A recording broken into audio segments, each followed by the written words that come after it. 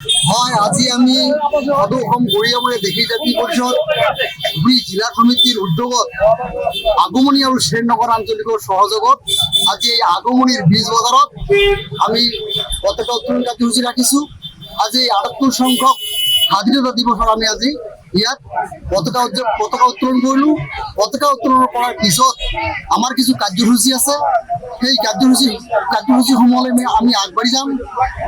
ধৰক bike rally আছে, তাৰপিছত আমাৰ আবেলি ৪ বজাত খেল ধেমালিৰ ভিতৰত ফুটবল খেল, যিটো এই অঞ্চলৰ এটা জনপ্ৰিয় খেল আৰু এই অঞ্চলত ৰাইজৰ যথেষ্ট সঁহাৰি আমি অন্য বছৰৰ দৰে এই বছৰো পাম। আৰু লগতে আজি আমি সদৌ অসম গৰিয়ামূৰীয়া দেশী জাতি পৰিষদ ধুবুৰী জিলা সমিতিয়ে আজিৰ এই মহান দিনটোত আমি দেশবাসী, লগতে আমি ৰাজ্যবাসী, লগতে আমি এই আগমনী অঞ্চলৰ সমূহ ৰাইজক আমাৰ সংগঠনৰ তৰফৰ পৰা আজি আমি সকলো ৰাইজক আমি এই ৭৮ সংখ্যক স্বাধীনতা দিৱসৰ কৃতজ্ঞতা, ধন্যবাদ আৰু অভিনন্দন জ্ঞাপন কৰিম। লগতে মই প্ৰত্যক্ষ কেন্দ্ৰীয় সমিতিৰ